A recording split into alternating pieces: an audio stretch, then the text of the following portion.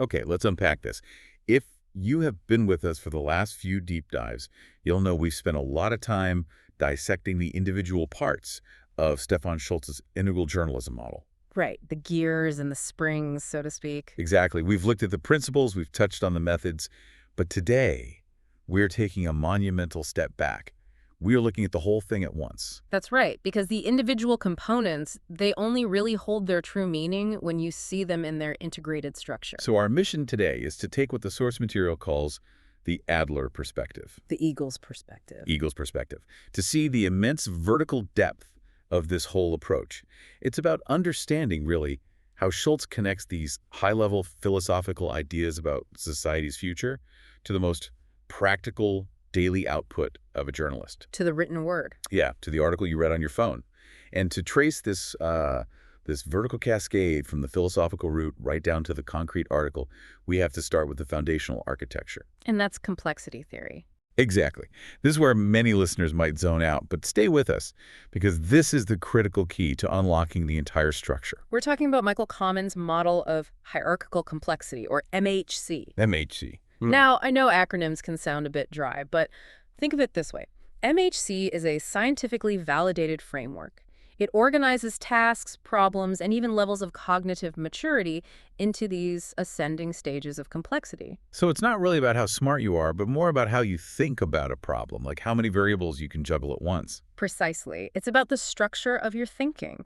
The complexity starts at the most basic sensory motor actions, let's say E1 or E2, and it goes all the way up to creating entirely new paradigms that redefine reality. That's up at E14, E15. Wow. And the core insight, the brutal simplicity of MHC is this. The complexity of your solution absolutely has to match or exceed the complexity of the problem. And we see the failure of that mismatch everywhere, don't we? Everywhere. It's like trying to solve a really complex, multi-layered, decade-long personal relationship crisis with a simple to-do list. That's a perfect analogy. The approach is just. Right. It's completely inadequate because the complexity levels don't match up. Exactly. And the source material gives us a classic, very difficult example. The migration phenomenon. Right. Viewed metasystemically, this is an incredibly complex crisis. It's operating at what MHC would call level 13. It involves all these interacting systems, climate change, economic collapse, political instability, social trauma. They're all feeding into each other. They are. But the political solutions we so often see proposed on the news, the ones that are easy to shout about, they feel much, much simpler. Yeah, because they are. They are. Many of those political solutions are stranded down at MHC levels 7 to 9. They're dealing with concrete, single-issue measures, things like border walls or increasing deportations or just banning entry. They're addressing a symptom, not the cause. Exactly. They fail because they address an effect, not the interacting systemic causes. If the solution is several complexity levels below the problem, it cannot possibly resolve the crisis. It can only manage the symptoms, and usually it does that pretty poorly. Okay, so this is where integral journalism comes in. Why does it matter in this context? Because it explicitly operates across this entire critical complexity gap. Schultz's model spans MHC levels 14 all the way down to 9. So it's building a bridge. It is. This architecture connects the highest levels of thought, these fundamental ideas that can change entire supersystems, with the specific, tangible content produced by a single journalist. It's a vertical roadmap. Which is exactly what, as the model suggests, the learner persona needs to shortcut all this overwhelming information. Yes. And the need for this kind of deep, integrated thinking it's urgent, because the traditional news model, which often operates at a lower complexity level, is, well, it's actively making us sick. It's stressful. It is. We know from the American Psychological Association that back in 2017, 56% of people reported feeling stressed just by the news. I believe it. And studies during the COVID crisis showed news coverage just amplified anxiety and powerlessness. So if journalism, which is supposed to guide society toward clarity, is instead creating mental exhaustion and stress, well, it's lost its way. So IJ is offering a blueprint to shift from being a source of stress to what it calls a development companion. A guide toward intellectual clarity and emotional maturity. That's the goal. All right, so let's begin the descent. We're starting at the absolute peak. MHC level 14. This is the rarefied air of the growth paradigm, or Wattstom's paradigm. And this is the starting gun for the entire model. So we have to be really precise here, right? Because the word paradigm gets thrown around a lot. Oh, constantly. It's so misused. People talk about a paradigm shift when they just mean, a change in fashion or a new focus area for a company. A new buzzword. Exactly. Schultz uses it rigorously in the Thomas Kuhn sense. A true paradigm shift fundamentally changes the underlying logic, the deep structure of entire supersystems. It's a foundational transformation of how we organize reality itself. It is. And Schultz arrived at the need for this shift by looking at everything that's currently failing. He worked backward from the problem. Precisely. He worked backward from what he calls the polycrisis. This is that meta-systemic view we mentioned, operating at MHC level 13, where crises aren't separate things. They're interacting across system clusters. He didn't just list environmental problems and political dysfunction. They mapped them. He mapped them as interconnected forces. So what are the main crises that make up this polycrisis? Well, the list is pretty comprehensive. There's the political steering and legitimation crisis, where faith in our institutions is just collapsing. Yeah. Then the economic crisis, which is driven by these unsustainable growth models. The ecological crisis, which, well, that speaks for itself. Right. And critically, the psychological crisis. This is the sense crisis, the widespread anxiety, the feelings of powerlessness that really define modern life for so many people. These are all tangled threads. It sounds like a Gordian knot. If you try to pull on just one of those threads, say the political one, all the others just tighten up. That is the genius of the diagnosis. And Schultz's pivotal question, the one that drives this entire model, was what lies behind all of these interconnected crises? What single lever could possibly address all of them simultaneously? Because if you treat them individually, you're right back to that complexity mismatch problem we talked about. You are. You're just putting Band-Aids on symptoms. And the answer he arrived at, which I have to say sounds almost ridiculously simple from this high altitude, is inner development. Precisely. The structural solution lies primarily in inner maturity, in Ich-Entwicklung ego development. The idea that the root cause of systemic failure is a lack of human maturity. In many ways, yes. Our inability to cooperate, to sacrifice short-term gain for long-term survival, to synthesize competing values, these are often functions of our collective maturity, or the lack thereof. This recognition forms the absolute core of his development paradigm. Okay, I have to push back a little here because this can sound like very abstract, maybe even New Age philosophy.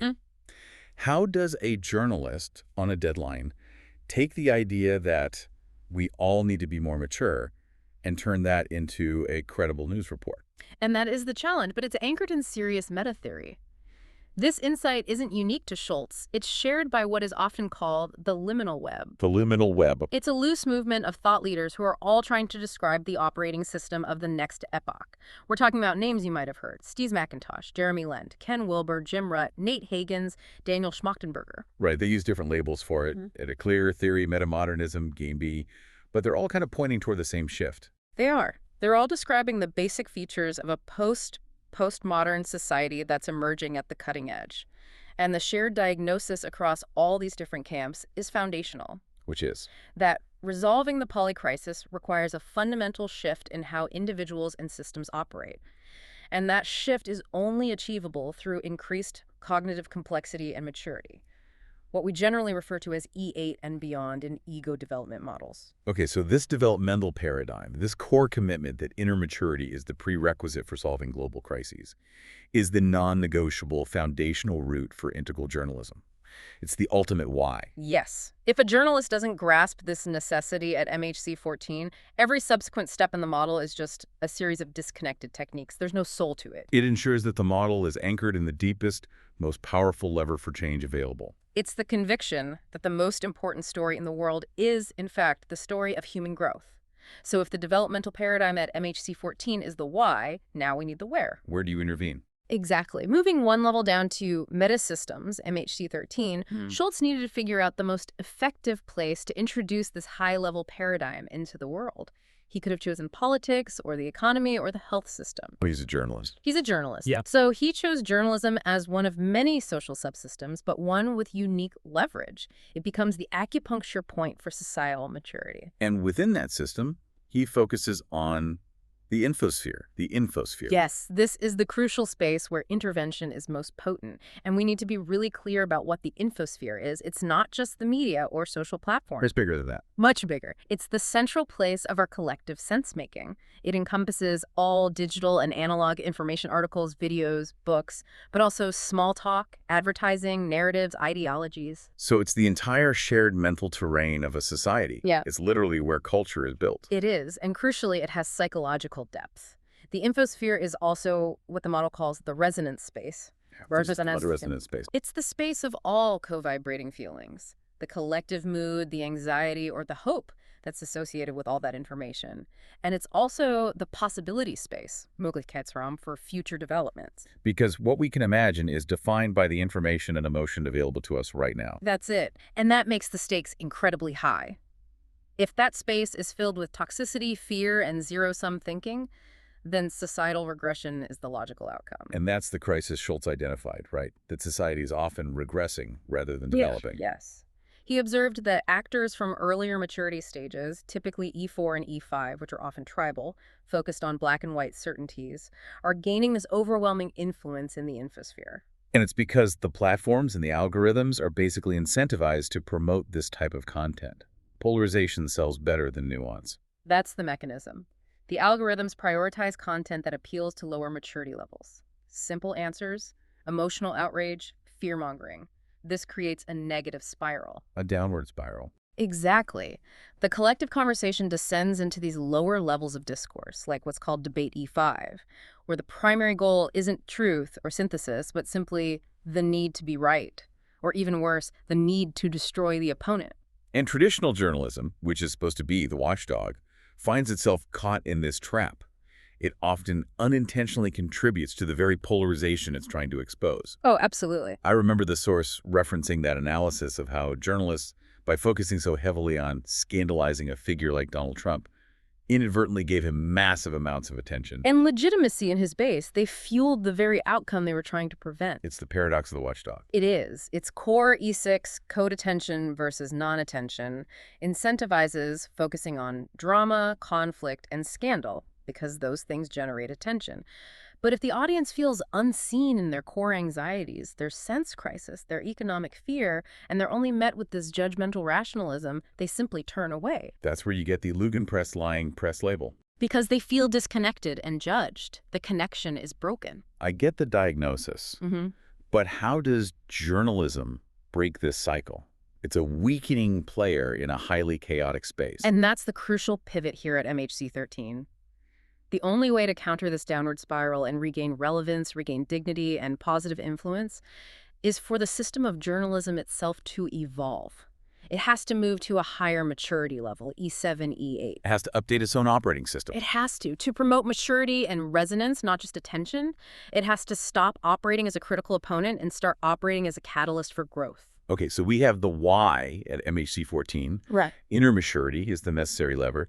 And we have the where at MHC 13, the infosphere is the battlefield. Exactly. Now we descend to MHC 12, the level of system management. This is about the nuts and bolts of how we actually integrate that maturity vision into the journalism system itself. This is rewriting the system's code, as you said. Right. We have to look at how the journalism system functions today. Traditionally, it runs on a single fundamental binary code. Attention on attention. Bedürfnisdichtung. That code dictates everything. What gets covered, how it's framed, what resources get allocated. Everything. And this is typical of the E6 maturity stage, the self-authoring, rational, critical stage. It's focused on maximizing impact, on competition, on professional success. And that E6 code is brilliant for professional efficiency, but it's completely blind to systemic interconnection and emotional needs. Precisely. It's necessary, but it's totally insufficient for addressing the polycrisis. So the software update, if you will, involved introducing 2 higher complexity codes to expand this logic. Okay, what's the first new line of code? From the E7 relativistic stage, we introduced the code of connectedness, unconnectedness. Verbundenheit, Unterbundenheit. So what does that do? It shifts the system's focus from purely individual success, getting the scoop, maximizing clicks, to systemic relationality, to mutual influence, to empathy.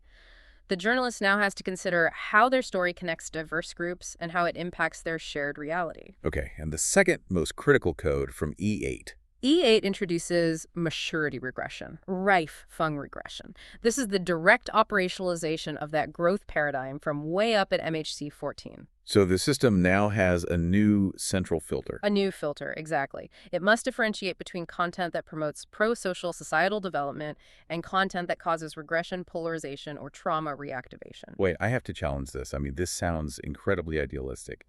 How does the model account for the cold, hard reality that editors are under immense pressure from advertisers and shareholders who only care about that E6 attention economy? Isn't this just a fantasy unless the whole funding model changes? It is a profound challenge, and the model recognizes that. It knows that E6 attention must still be a factor. The new logic doesn't replace the need for attention. It subordinates it to a higher purpose. So it's not throwing it out. Not at all.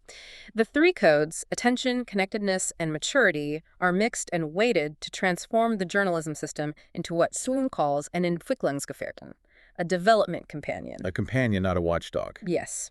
The goal is to simultaneously promote pro-social growth impulses and resonance, the E78 stuff, while still functioning effectively enough within the attention economy of E6 to survive and actually have influence. It has to be engaging and maturing. It has to be both. That is a very tight needle to thread. So how is this immense systemic update actually managed on a daily basis? I mean, for a journalist who's juggling deadlines and competing priorities, it sounds like you'd need a checklist for every single sentence. You do, in a way. Yeah. This is managed through the systematic implementation tool, the 7x5 matrix. The 7x5 matrix. This matrix ensures that the 7 production steps of a story, the entire workflow, from researching the topic to focusing the narrative and visualizing the data, are rewired through the lens of the 5 integral journalism principles. A clear roadmap that allows you, the learner, to gain this knowledge without being, instantly overwhelmed by pure theory. Okay, let's unpack this then, starting with step 1. This is where the model immediately gets, well, a little weird. Before we even talk about sources or headlines, Schultz starts with Persönlichkeit, personality. The journalist's own development. Exactly. It's highly unusual for a production script, I'll grant you that, but it's the non-negotiable foundation for him. The fertile ground, I think, is the analogy he uses. That's the one. The journalist's personality is the fertile ground where all the later steps sprout. The logic is actually quite simple. A more mature, reflective journalist will inherently produce stories with greater depth and nuance. But isn't that dangerous territory? I mean, we're talking about journalism. It relies on objectivity, critical distance. Doesn't basing reporting on personal maturity risk turning the story into therapy for the journalist? That is the perfect question, and it's a common concern. How do you systematize maturity without it becoming totally subjective? And that's where the systemic application comes in. He's not talking about personal therapy, he's talking about professional identity expansion. From the 5 IJ principles, he derived 5 specific new role identities. Things like mediator man, the solutionist. The deconstructor, exactly. These aren't just labels. They're carefully defined professional identity offers that expand a journalist's self-image. It's a toolkit for how you approach the world. So you're broadening who you are allowed to be in the newsroom. Yes. And it's deliberately a both as well as approach. You incorporate these new roles without abandoning core journalistic virtues like factual accuracy. It just recognizes that the quality of the report is, at its core, limited by the self-awareness of the person writing it. That sets a strong internal foundation. Okay, moving to step 2. We turn outward to find a story. This phase is called story or spüren, topic sensing. Sounds like a lot more than just, spinning a story further or chasing a trend. Oh, it is. It's about embodying mature human values during the selection process itself. It's like a values firewall for the whole process. And the main tool for this is the story ikigai. The story ikigai, yes. For anyone who hasn't heard the term, ikigai is a Japanese concept. It's often translated as a reason for being. It combines passion, mission, vocation. And he's repurposed this for topic selection. How does that work in practice? The tool bundles dozens of selection criteria to make sure that any chosen topic satisfies the needs of 4 key parties all at the same time. And those are? Society, the audience, the business side, for economic viability, and the journalists themselves. I can see the power in that immediately. I mean, traditionally, if a story was great for the audience, big clicks, and good for the business, It got the green light. Right, even if it polarized society or compromised the journalist's own sense of integrity. Exactly. Historically, yes. Selection was dominated by models like news selectors or user needs, which really prioritized the business and audience angles. Yeah. The needs of the journalist and, crucially, society were often treated as secondary, afterthoughts, really. So what's fascinating here is that he integrates all four right at the start. Yeah. It's a structural change. It means if a story fails to serve the greater societal good, this framework forces you to reject it, no matter how many clicks it might get. The commitment to the common good becomes structural, not just, a nice idea. That's a profound shift. Okay, moving into step 3, this is where the journalist rolls up their sleeves. Research, or recherche. This is where it gets really interesting for me, how the act of research itself gets transformed. The central tool here is the integral research map. The map. It's Schultz's way of ensuring truly comprehensive research. It's built on a quadrant model, and it divides all life events into 8 dimensions, or zones. 8 zones sounds complicated. Give us the basic flavor. Well, think of the classic 4 quadrants: individual and collective, inner and outer. Schultz just subdivides the inner and outer aspects of those, which gives you 8 dimensions. So you're forced to look beyond just policy papers and press conferences. Precisely. The point isn't just to collect facts, but to gather info on what people think, what they feel, what they do, and how the systems around them operate. Okay, but let's get practical. The outline mentions some pretty wild examples, like using a Hungarian dance theorist. I mean, that sounds comprehensive, but also wildly impractical on a deadline. It's a fair challenge. But the map provides the anchor, not a demand for you to become a master in everything. It holds about 40 extended research methods. Okay. And that dance theorist example, it's for Zone 6, the outer individual appearance, body language. It's a tool to describe a protagonist's movements with incredible precision. Wow. So using movement analysis to describe the nervous metics of a politician under scrutiny. You've got it. Or take the systemic side, Zone 8. To grasp the deeper context of complex issues, the map suggests using Niklas Luhmann's system theory. Which means? In practice, it means you're looking at the story not just as events, but as an interaction between self-governing systems, how the political system reacts differently from the media system, which reacts differently again from the economic system. It helps you see the friction. That dramatically elevates the analysis. What about the inner life of people in the story? For Zone 2, the inner individual personality, motivation the map, recommends using typologies borrowed from psychotherapy. It allows you to explore the character and worldview of your interview partners in a way that goes far beyond a standard Q&A. So this method, it's not just opening new fields, it's making descriptions of familiar subjects much more accurate, more finely resolved. It turns the act of observation itself into a specialized, multidimensional skill. Which brings us to step 4, story focus. Story focus. After gathering all this sprawling research, the journalist has to somehow synthesize it all back down to one clear narrative core. And this is another radical shift. Instead of relying purely on rational intellectual analysis to figure out the focus, Schultz heavily incorporates intuitive approaches from PSI theory. PSI theory. Personality System Interaction Theory. That's the one. Wait a minute. So after all this intense, analytical, multidimensional research, you're saying the focus comes from a gut feeling. That feels completely contrary to traditional journalism. It's not a gut feeling instead of analysis, but synthesis after it. The goal is no longer to analyze the story focus into existence with pure logic. The method encourages the journalist to let the story organically ascend from the deeper layers of one's own self. Okay, but how does tapping into self-awareness lead to a clearer objective focus? That's the question. It's about using self-awareness as a tool for pattern recognition. You've immersed yourself in all 8 dimensions. That research creates a kind of internal tension. By reflecting on that tension, you access a deeper understanding of the core conflict, the most resonant truth of the story. I see. So the narrative thread that emerges is clear and authentic precisely because it resonates with your own integrated self. Okay. It's stronger than a focus forced by a purely external intellectual frame. You're recognizing the truth, not inventing it. Fascinating. So the deepest research leads back to the deepest self, so synthesis. Okay, now into execution. Step 5 is the storyboard. Right. Once a focus is clear, you need a clear structure and a compelling narrative. And this board is intentionally highly integrative. What does that mean? It means it pulls together numerous narrative techniques. Everything from high-level dramaturgy and plot archetypes to blending medialities, how the story will work across print, audio, and video. It sounds like we're moving from research into, like, screenwriting structure. In many ways, yes. Because complex, integral stories need recognizable containers to land effectively. For example, the board encourages using plot archetypes that listeners will instinctively recognize, like rebellion or the perfect crime. But why would a journalist covering, say, a systemic banking failure, use an archetype like cursed bloodline? Because it translates dense information into an emotionally resonant shape. The cursed bloodline isn't literal, it's a structural device to frame a systemic failure as a multi-generational problem, where the failures of one administration haunt the next. So it makes abstract issues feel clear and compelling. Exactly. It structures them for maximum impact. Okay, step 6 is production. Production, the actual writing. What distinguishes this from conventional drafting? Two main elements.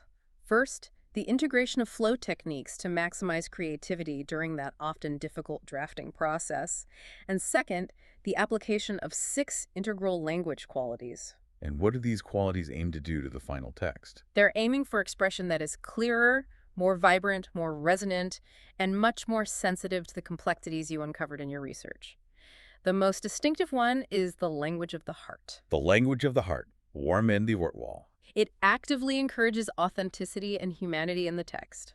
For you, the listener, this means texts that are emotionally resonant and, well, the German word is unverstellt, genuinely undisguised. Because the author isn't hiding their own human experience behind a wall of detached prose. Exactly. The writing itself has a different quality of resonance. Finally, we get to step 7, the quality control stage.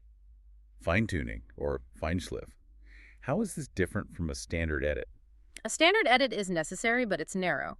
Schultz proposes a unique, multi-perspective feedback process. The method involves having very many pairs of eyes look at the same story. But critically, each pair uses a different observation anchor. So you don't just have 5 editors looking for typos. You have one person reading only for systemic clarity, another for emotional impact, another for factual balance across all 8 zones. Exactly right. And the result is a richly faceted critique that generates not just rational feedback, this fact is wrong, but something Schultz calls feelback. Feelback. Yeah. Think of it as a quality check that goes beyond spell check. Instead of just asking, is this accurate? The observers ask, does this story land? Does it resonate with me? Does it change how I feel about this issue? Did the language of the heart connect? Yes. It's a holistic response to the resonance and the overall impact of the story. So to summarize the whole sequence for you listening, Schultz took the philosophical foundation of those 5 principles and built this methodical step-by-step process, a 5x7 matrix that reorients the work from the journalist's inner life all the way to the final polish. So the goal isn't to just, write an E8 story sometimes. No. It's to ensure that every single production step fulfills the demands of this new, maturity-oriented systemic code. Precisely. It forces reflection and integration at every turn. It's the mechanism that embeds the higher code's connectedness and maturity into the very organizational and professional structure. It forces the journalist to ask, is this framing driving maturity or is it driving regression at every single stage of the process? So now we move to MHC 11, the formal operational level.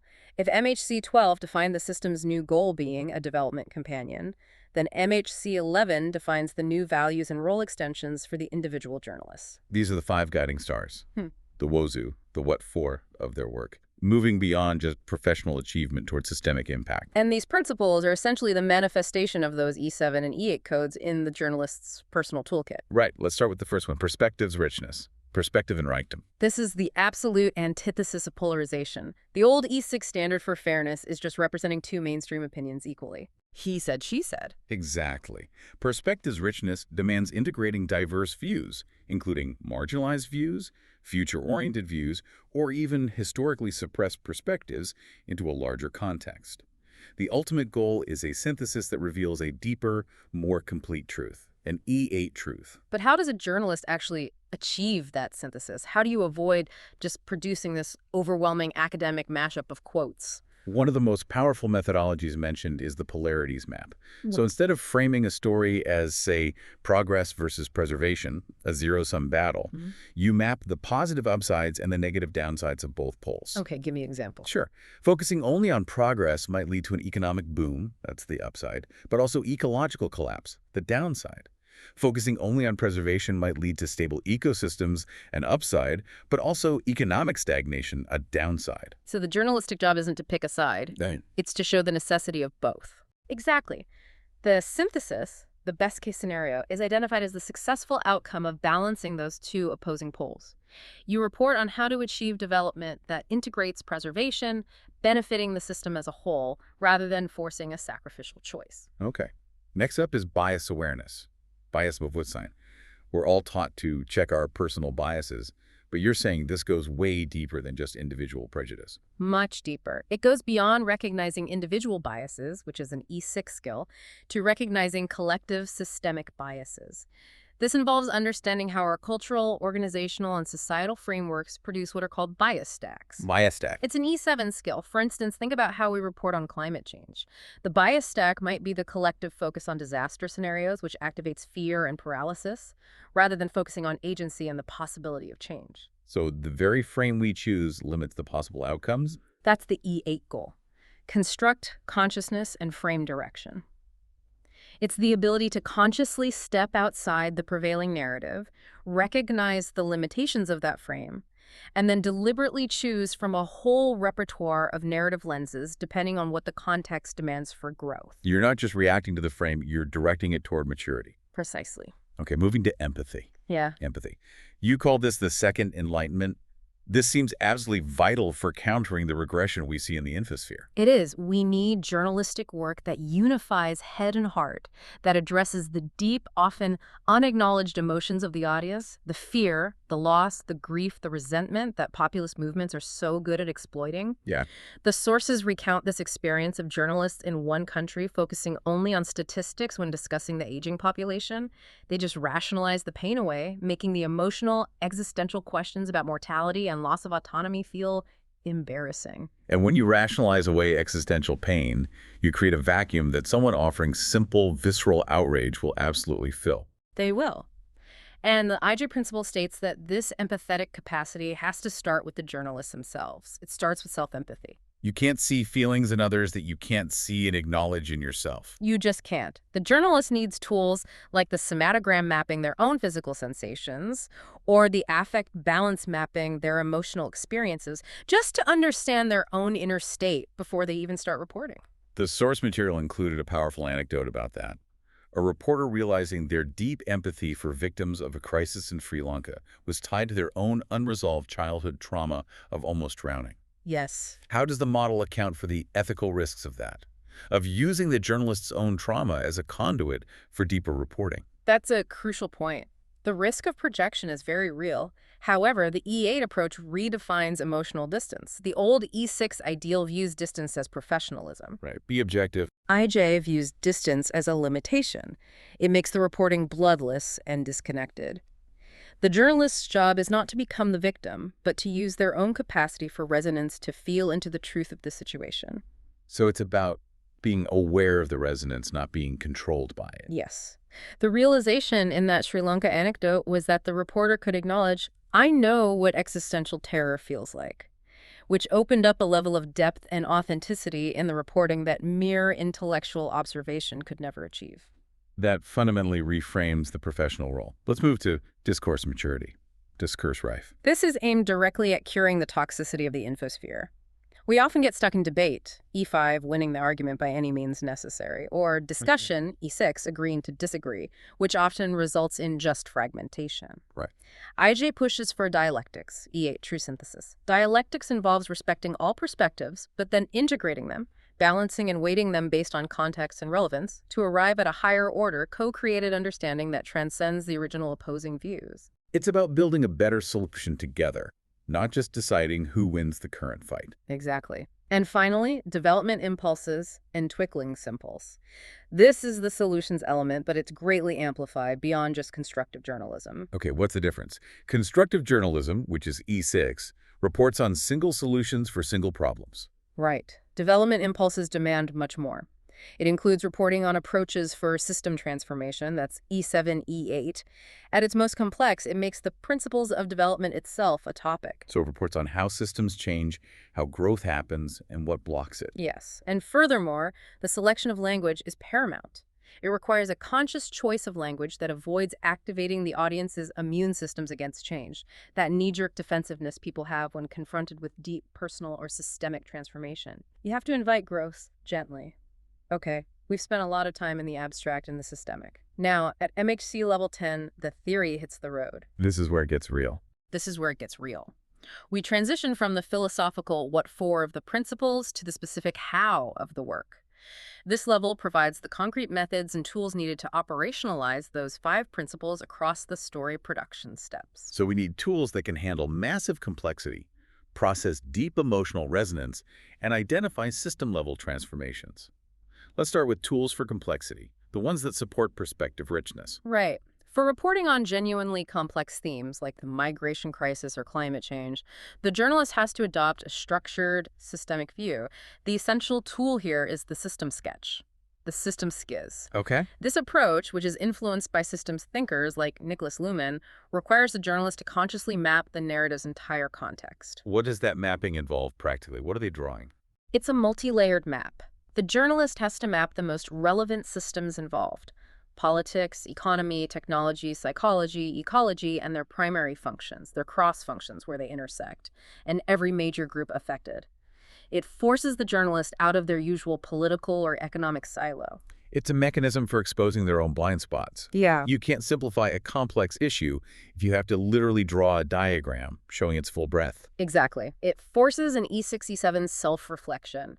It ensures a more complete systems-level view before the first word is even written. Okay, so that handles complexity. What about methods for empathy and resonance? So we mentioned using Carl Rogers' deep listening techniques in the empathetic interview to access the inner world, zone 1 of a protagonist. That's psychological. Right.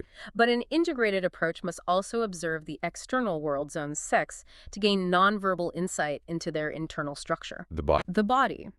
This is where tools like Lebon's movement analysis and prosody are introduced.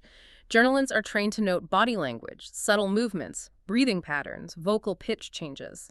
These often provide deeper insight into a person's underlying emotional state than their spoken words ever could. Wait a minute. Movement analysis. Isn't this creeping into the realm of interpretation that traditional journalism would label as subjective or potentially unscientific? Yeah. How does a reporter maintain credibility using methods like this? That's a fair challenge. The key is in the methodology itself, which is dual, observation and resonance. The journalist observes the subject's nonverbal patterns, but crucially, they must also note their own bodily reactions, their resonance. Like tension, a quickened heart rate, a defensive impulse. Exactly. The body is used as a research instrument to register the emotional weather of the environment. So if the subject is talking about a deeply painful memory, the reporter isn't just listening to the words. They are noting the constriction in the subject's throat and the tension that's building in their own shoulders. Precisely. That self-empathy, which informs the resonance, allows a journalist to ask more targeted, deeper questions that acknowledge the protagonist's unspoken reality. It moves the interview toward E8 complexity. But that's for an individual. How do you access the collective emotional reality, the we-realm, the we space of Zone 3? That's where shared systemic trauma often lives, silent and powerful. For collective emotions, hidden dynamics, and systemic traumas within a group, things that are too complex or shameful for individuals to articulate, methods like systemic constellations or social presencing theater can be used. Okay, that sounds incredibly abstract. It sounds, frankly, like group therapy. How do you integrate that into a hard news report? It's not used to write the final story directly. It's a critical research step to inform the perspective and the tone. Take the example from the German town of Glashütte. The reporter was covering community restructuring, but they just sensed this deep malaise. By using trauma-sensitive reporting informed by these we-space practices, the reporter identified a collective trauma linked to the catastrophic loss of significance, community structure, and identity after the collapse of their former industrial world. So the malaise wasn't about current politics. It was about unprocessed grief and shame from decades ago. Exactly. Because these collective, generations-spanning dramas, like the collective shame of economic failure or historical injustice, are rarely processed, so they get repeatedly triggered by current crises. The pandemic, for instance, reactivates old mistrust of the state rooted in past systemic failures. Right. Trauma-sensitive reporting, using methods like global social witnessing, aims to make these frozen collective feelings discussable, and in doing so, heal the collective discourse, moving polarization beyond a simple clash of ideas to a clash of unhealed wounds. That adds immense depth to reporting on local or national political divisions. It shifts the narrative from, why are these people so angry, to, what story are these people collectively enacting? And that's the power of the E8 perspective, seeing the system as a whole, including its shadow elements. Finally, we need methods for development impulses. Right. How do you operationalize the idea of system transformation? This leads to the systemically transformative reportage. The core method is focusing on future in the niche approaches. So instead of just interviewing experts who theorize about a better system, the journalist finds small, real-world pockets where mature systems already exist. A proof of concept, like a taste test of the future. Perfect description. A Geschmacksprobe. The source mentions an example from the city of Ghent, where a subculture had deliberately changed their economic binary code from the traditional E6 growth stagnation to happy unhappy. They prioritized time, nature connection, and community quality over traditional growth metrics. The reportage showed this functioning community, providing a tangible example of an E8-level system in action. The goal is to make transformation feel inspiring and possible, not just academic or overwhelming. So we have completed the vertical journey. We started with the philosophical roots at MHC 14. We went through the system update at 12, the concrete methods at 10, and now we finally arrive at MHC level 9. The output. The concrete, tangible output, the reports themselves. This content is the cumulative proof of maturity achieved through all those preceding levels. Because look, if integral journalism is just an interesting philosophy, it fails. It's just an academic exercise. A nice idea, but so what? Exactly. But if it can produce journalism that is measurably more resonant, more comprehensive, and frankly more helpful than what the conventional news cycle offers, well, then it proves its worth. And that's really our mission for this deep dive. We're looking past the methodology and straight at the results. We've got three really distinct projects to look at, 2 articles and a systemic reportage. Okay, so let's dig into the first one. This is a situation that I think perfectly illustrates that failure mode of conventional reporting. Let's talk about the resignation of the German politician Anne Spiegel. Ah, yes. This was an event that just immediately fractured public discourse. It split everyone into 2 very loud, very angry camps. If you were reading the news back then, it felt impossible to find a unified, sensible narrative. It was just shouting. And that's the signature pitfall of that E5, E6 journalism we talked about. You take a complex human and systemic reality and you just reduce it to a binary conflict. So for anyone who doesn't remember the context, what happened? Spiegel resigned after it came out that she had taken a 4-week family vacation. This was shortly after a completely devastating flood crisis while she was the minister responsible for the recovery efforts. Right, and the moment she stepped down, the debate just exploded. Instantly polarized. On one side, you had the people focused on rational performance and accountability. Their argument was pretty straightforward. The argument being, a high public official, especially in a crisis, is a role, not a person. You have to suppress your personal weakness for the greater good. Absolutely. Any display of vulnerability is a professional failure. It's seen as an excuse, and if you can't handle the pressure of that office, you have to step down. Performance is everything. The job comes first. And then, of course, the opposing camp immediately fired back. Right, and this camp often leaned more into those E7 tendencies, focusing on system critique. They countered by saying the political system itself is toxic. That it demands a superhuman, totally unsustainable effort from people. And that it deliberately punishes any display of humanity or personal need or a family crisis. But here's the critical part. This system criticism was just dismissed by the first camp. They saw it as just an excuse. Right. An elaborate justification for professional failure. Precisely. And that's where the dialogue just stalled. It got caught in this loop where, complexity was rejected in favor of ideological purity. You had to pick a side. So this is where the integral approach comes in. The journalist, Schultz, deliberately moved past putting these 2 viewpoints side by side. Which, as we've said before, is often the limit of E7 relativism. It's great at holding space for all views, but it often fails to draw a conclusion or find a way forward. So instead, he introduced a tool, the polarity map. Okay, let's unpack that. Why is a polarity map an E8 level tool? What does it force a journalist to do that's so different? It's an E8 tool because it fundamentally reframes the problem. It recognizes that certain tensions aren't problems to be solved where you pick one side and get rid of the other. They are polarities to be managed. Okay, so it's not a choice between A or B. Not at all. You can never eliminate the need for high performance and accountability in public office. That's, it's non-negotiable for a functioning society. But at the same time, you can't eliminate the reality of human weakness, fatigue, and systemic toxicity. So both are legitimate forces. You can't just wish one away. Trying to eliminate one actually kills the whole system. They're both necessary. So if we look at the Spiegel crisis through that lens, the map wouldn't ask who's right. It would look at the four quadrants of the system. Right. You have the upside of performance. Right. Accountability, efficiency, public trust. All good things. But if you over-index on that, if you push it too far, you fall into its downside. Which would be burnout, inhumane systems, a total lack of compassion. Precisely. And then you look at the other pole. You have the upside of humanity and system criticism. Things like self-care, necessary pauses, identifying toxic work cultures. Also all good things. Yeah. But if you over-index there, you fall into its downside. Avoidance of responsibility, a lack of results, institutional paralysis, where nothing ever gets done because everyone is, protecting their well-being to an extreme. So the essay that came out of this map, it was brilliant because it didn't pick a side. It synthesized both viewpoints.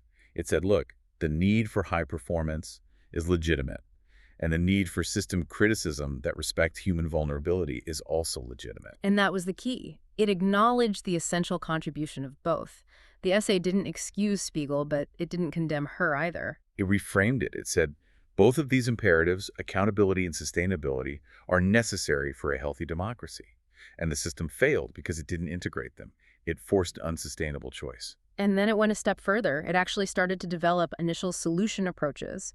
It showed how a political system could be structured to value both of those poles at the same time, to prevent this kind of crisis from happening again. And that right there, that's the defining feature of E8 level journalism, isn't it? It goes beyond agree to disagree.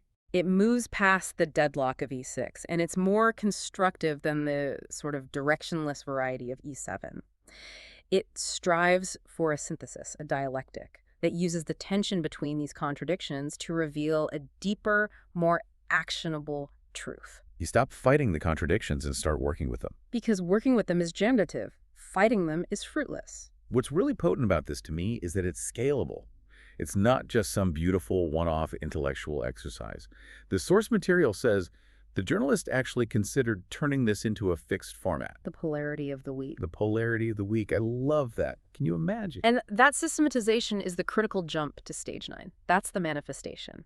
By formalizing this method, you're not just writing one good article, you're giving your audience a tool. A new lens to see the world through. You're equipping them to analyze conflict beyond just binary judgment. You're offering them a constructive framework. It's not just critique, it's a way forward. The role of the journalist shifts. You're not just the criticus, cutting through the noise. You become the perspectivicus, who uses that sharpness to weave the pieces back together into a coherent, functional whole. And for you, the listener, the relevance is immediate. The next time you see one of those polarized headlines, whether it's about the economy or culture wars or public health, just ask yourself, is this a problem to be solved or is it a polarity to be managed? Yeah, which quadrant is the media focusing on? And what's the legitimate need on the other side that's being ignored? That just reframes the whole experience of consuming news. It does. Okay, let's shift our focus now pretty dramatically. We're going from a domestic political polarity to a global socioeconomic catastrophe, the Sri Lanka debt crisis after 2020. Right. This is an arena that's notoriously difficult to cover effectively. You have these trillion-dollar financial mechanisms colliding with mass poverty. It's a huge challenge. The complexity is overwhelming, and the human suffering is just. It's immense. And this is where the limits of traditional E5, E6 reporting become brutally clear. The complexity is too high, the emotional stakes are too intense. The source material points out two common but insufficient ways these stories usually get told. Okay, what are they? First, you have what you could call the depressing victim story. Right. This is where you focus intensely on one individual's suffering.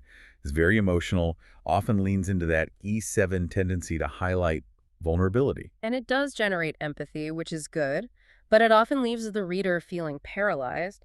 You feel helpless because the sheer, massive, often hidden system that's causing the problem is completely ignored. It's all heart, no head. And then the second way is the complete opposite. The complete opposite, the cold, detached analysis. This is the E5, E6 expertise side of things. You get a flood of statistics. X% of children are malnourished. Y number of youth are out of school. It's factually precise, analytically sharp, but it severs that emotional connection.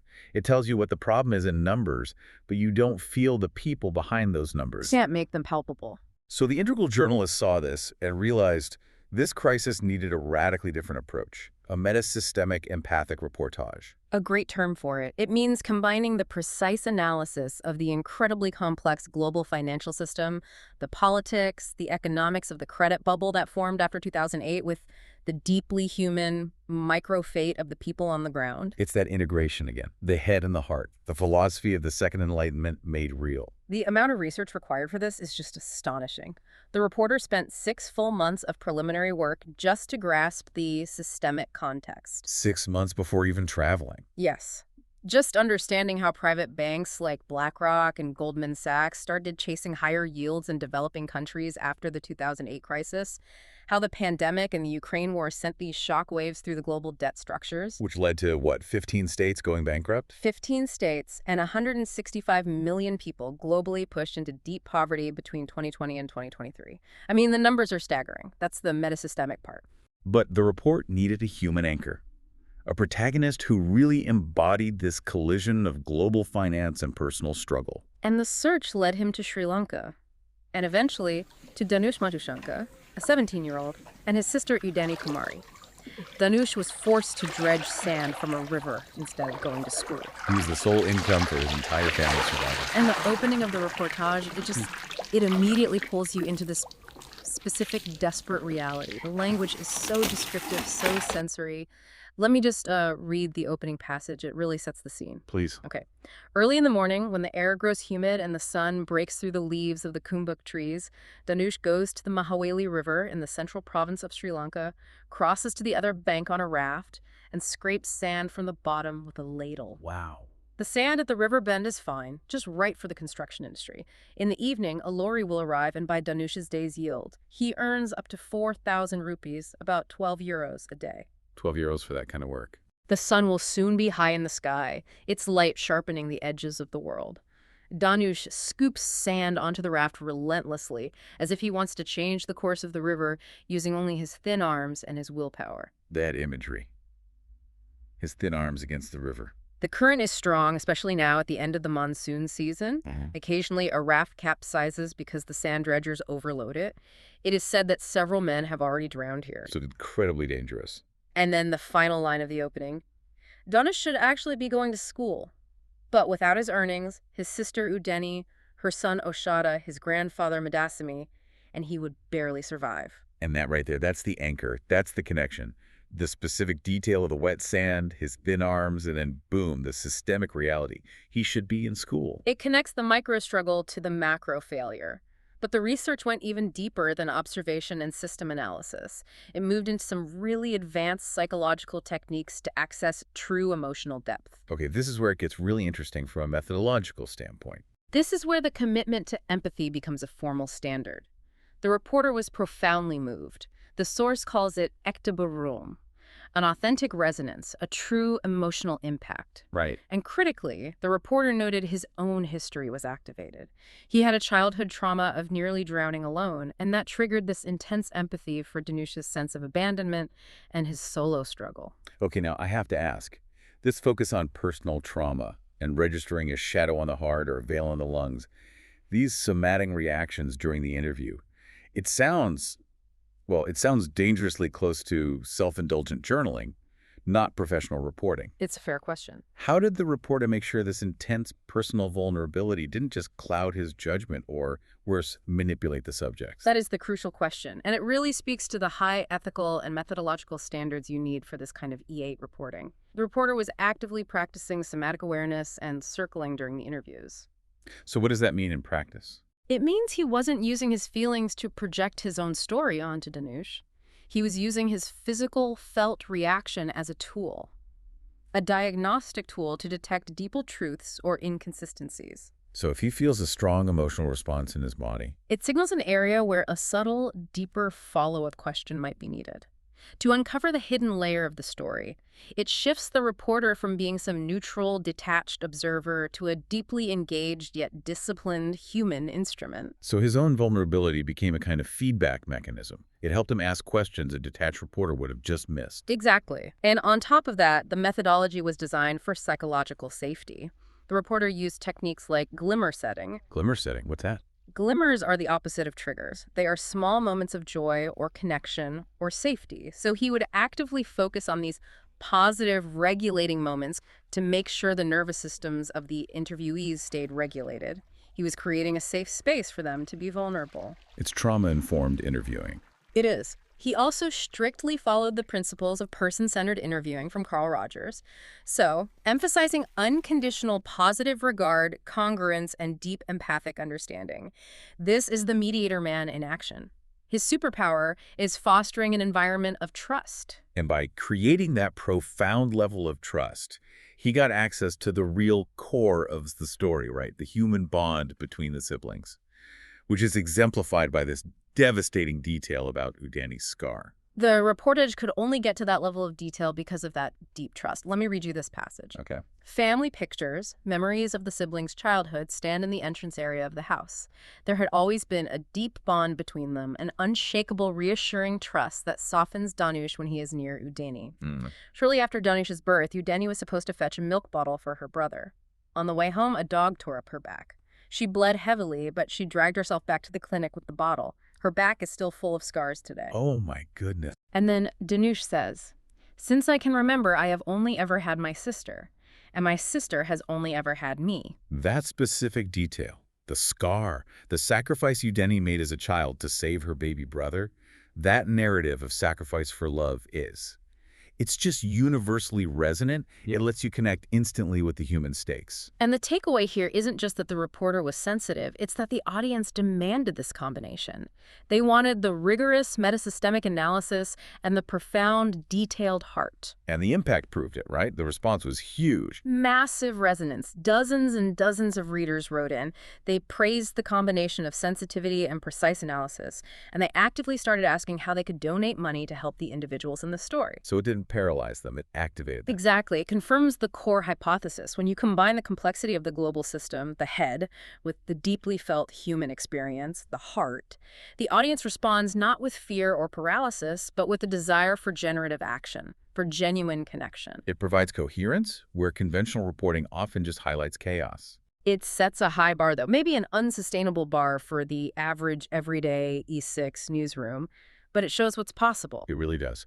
Okay, let's look now at a system that's trying to make this kind of high-level cooperation and coherence the norm. Let's do it.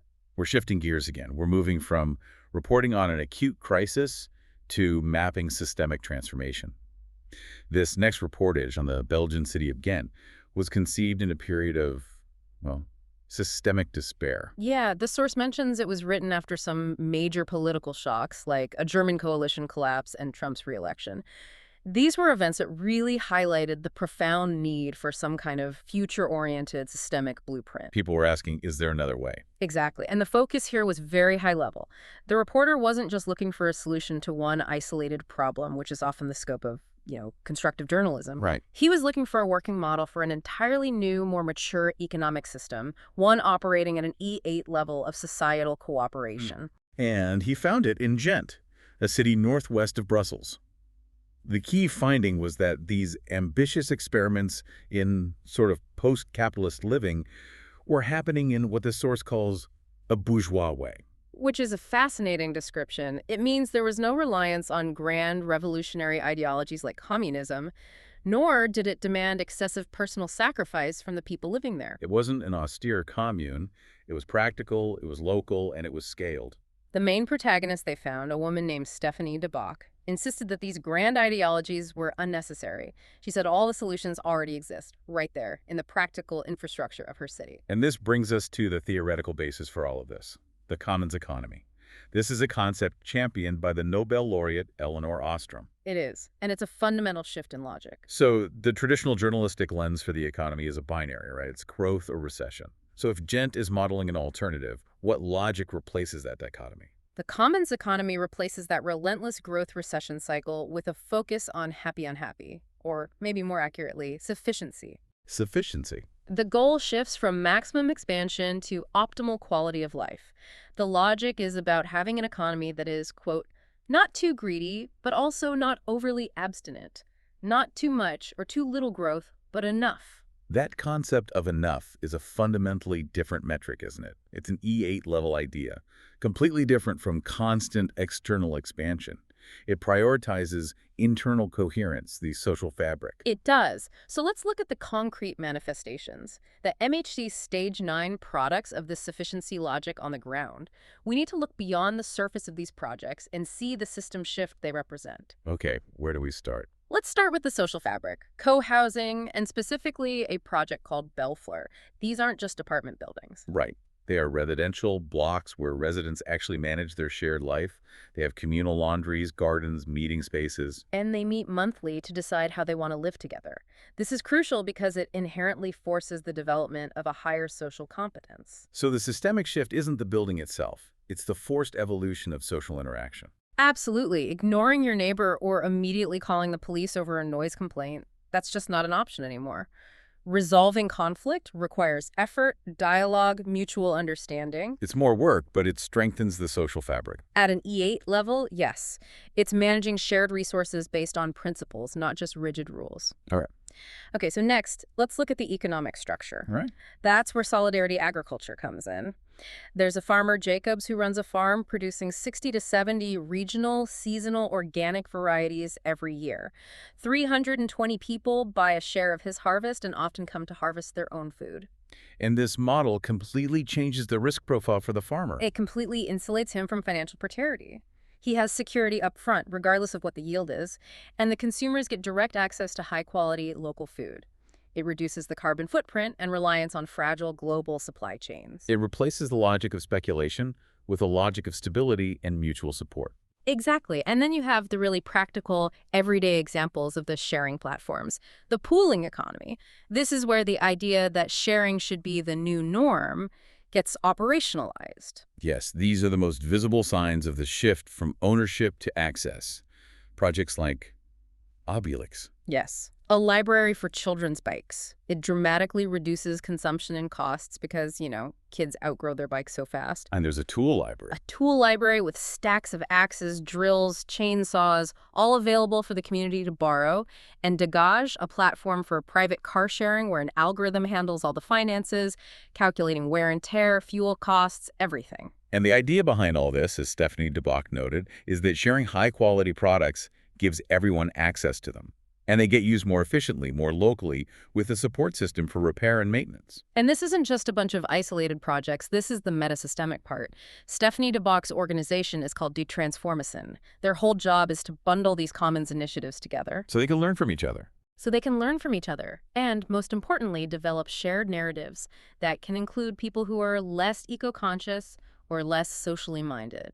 They're trying to mature the infosphere, the stories we tell, and the economy at the same time. Okay, but that brings up a really interesting problem. Gent sounds idyllic. I mean, almost utopian. But how does that scale? How does this sufficiency logic survive against the relentless gravitational pull of the mainstream growth-based economy? That's a great question. Especially when you need to bring people into the fold who are less eco or socially conscious. Isn't this just creating a nice high MHC bubble? And that's where the political system steps in. This illustrates that E8 cooperation across different sectors. The city administration of Gent actively supports these commons projects with millions of euros. Ah, so the government is in on it. And that's key. Systemic change can't happen in a vacuum.